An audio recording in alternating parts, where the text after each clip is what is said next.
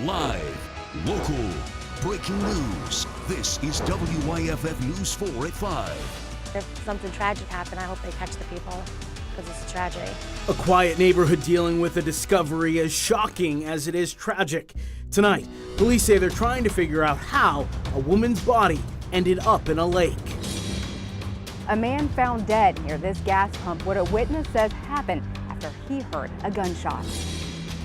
I am at the Oconee County Regional Airport. Tomorrow, big event. It's a big fundraiser for the Oconee Humane Society. It's called Aircraft for Animals. I'll tell you all about this special event, plus the weather. That's all coming up next.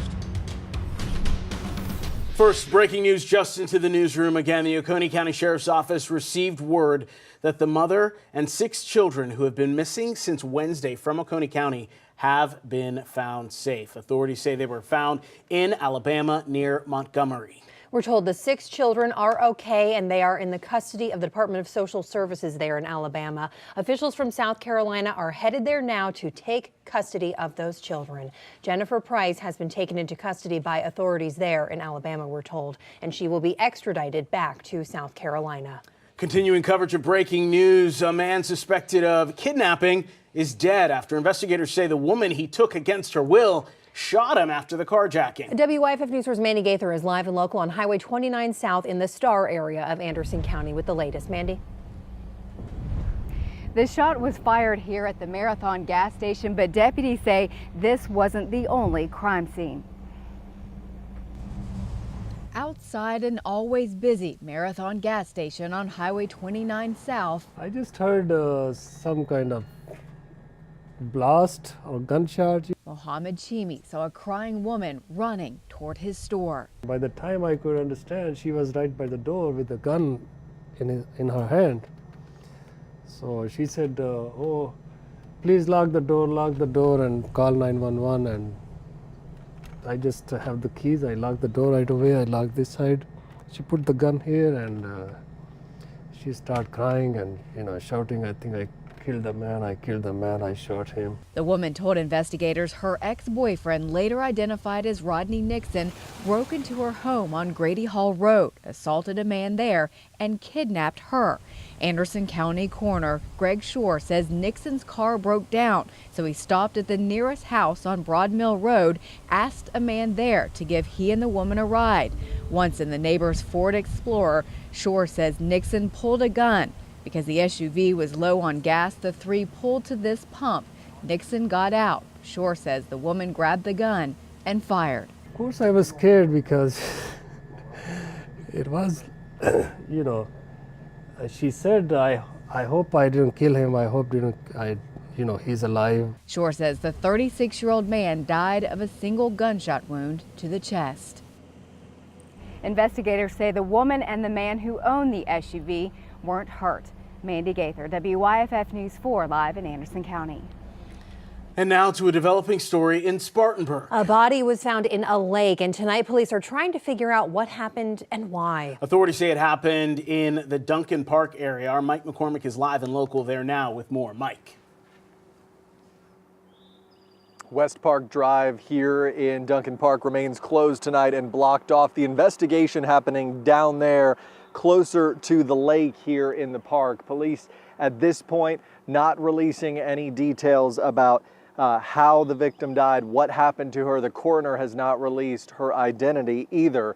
Police say the investigation started around 9 o'clock this morning when 2 people walking on the trail here in Duncan Park reported that they saw a woman's body in the lake. Investigators say the body was near the bank of the lake, just feet from the trail. Police say they can't release any more information, but they do tell us they do not believe the incident was random. So they say the general public should not be concerned at this point. Still, it's really a frightening situation for the people who live around here. They say it's a quiet neighborhood where people walk and ride bikes and sports teams play games.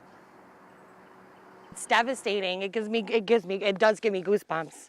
It's terrible because it's a very quiet neighborhood. It's a good neighborhood. I love it here. Active investigation happening here behind me in Duncan Park. Police tell us they want to hear from anyone who saw anything suspicious in this area of Duncan Park over the last day or so. Investigators say At this point, they are talking with the victim's family to try to figure out when the last time someone saw her. Mike McCormick, WYFF News 4, live tonight in Spartanburg. Mike, thank you. The North Carolina State Bureau of Investigation is handling the case of an officer-involved shooting in Asheville. Police say it happened at around 7:47 this morning at the In-Town Motor Lodge.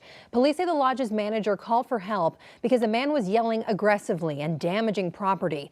Investigators say the man attacked a lieutenant with an edged weapon, and that led to a struggle. Police say the lieutenant ultimately shot the man. The lieutenant was hurt during that struggle. We talked with two people with connections to that lodge who stopped by the scene to see what happened. Snowbirds that come down through here and decide, hey, let's stay here, it's pretty cheap. And then they wake up in the morning to this. This is not good for their business, and it's not cool for Asheville either, because Asheville's such a beautiful place. Police say 37-year-old Jonathan Allen Bedrosian was taken to a hospital with critical injuries from the shooting incident. The lieutenant is now on investigative suspension. We're going to talk weather now as we take a live look outside of Greenville. There on your left, where Artisphere is happening right now. Live pictures from downtown Greenville, but we are also keeping an eye on some storms developing in our area. So we have team coverage for you. Chief Meteorologist John Sesserich is on the road in Oconee County, and we also have meteorologist Chris Justice in the studio with us. But John, let's go out to you first. What's going on? How you doing, Gabriella, Nigel? Yeah, on this Friday evening, hope everybody's enjoying their TGIF. I'm here at the Oconee County Regional Airport, getting ready for a huge event. It's a big fundraiser for the Oconee Humane Society. And in fact, coming up a little bit later on the newscast, I'm going to show you a dog that you can adopt. He needs a good home, and he's a beautiful dog, so I'll show you him coming up in just a second. And I'll tell you more about this event, this special event for tomorrow, also coming up a little bit later on the newscast. But right now, let's take a look at Live Super Doppler 4HD. We've also enhanced and put the temperatures on there.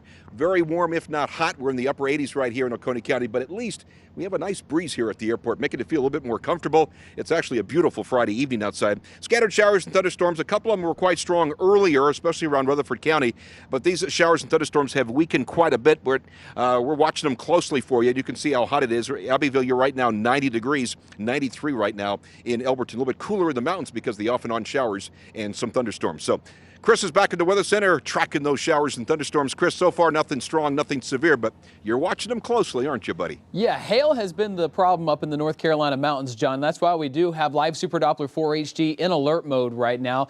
So far, so good in the upstate. These storms that moved through in northern Greenville County have died down. We're looking okay right now, just a few scattered rain showers in the northern part, but this cell right here in Henderson County, it means business. A lot of cloud to ground lightning with this. It is a line that's pushing down toward the south, toward downtown Hendersonville, putting a track on it here towards Saluda. It'll be in Etowah at 5:08, Hendersonville downtown there at 5:22, Blue Ridge at 5:29, and Saluda at 5:50. Now this cell has had a history of producing some hail. So as we take a look at some of our tools here, I'm going to slice this storm in half right here and take a look at the hail core, because just a few moments ago it was reporting at about inch-sized hail right here through Etowah and Hendersonville. So slicing it in half from our radar site looking up, it's sitting at about 35,000 feet. That hail core right in there. So not as great a size as hail, but still about half-inch size there. It's pushing toward the east in Henderson County, just below severe criteria. We'll keep you posted.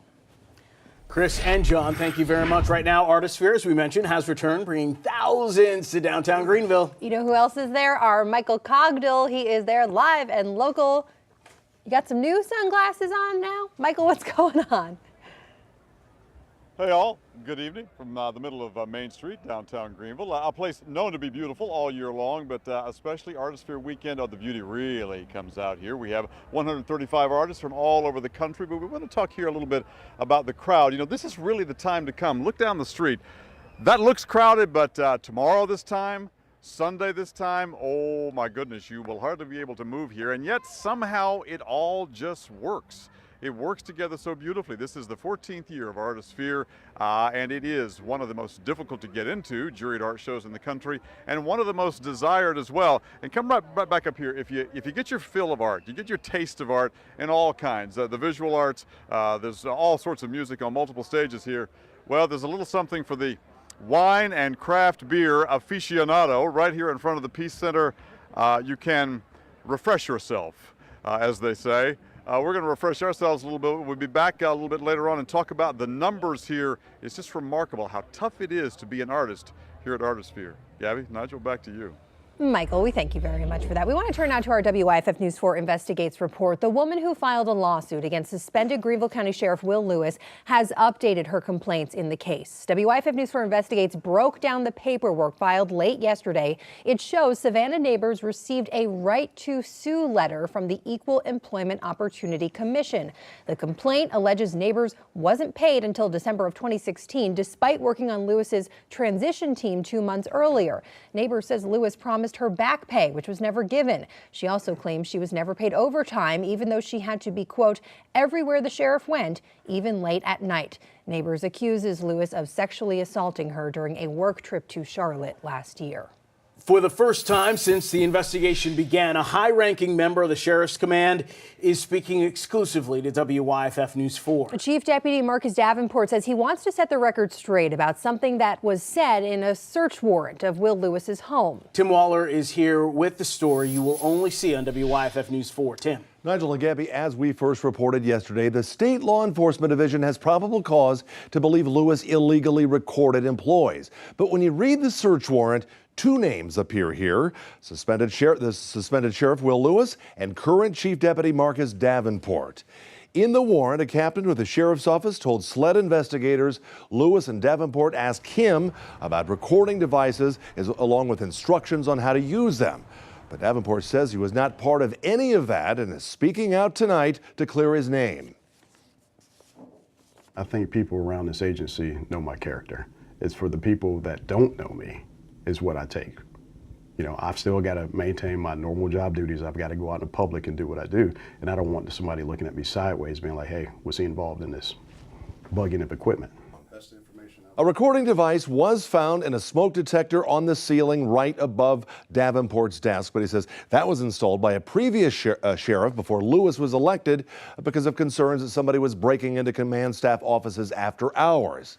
SLED agents have found several recording devices in smoke detectors as well as 2 clocks in Sheriff Lewis's vehicle. But Davenport says he had no knowledge of any of that, regardless of what it says in the search warrant. Everybody, I'm still live here at the Oconee County Regional Airport, getting ready for a big fundraiser tomorrow put on by the Oconee Humane Society. And yeah, you're looking at Tater. Yeah, he needs a good home. You want to adopt him? We'll talk about Tater and we'll talk about the event and the weather. That's all coming up next. What a beautiful dog.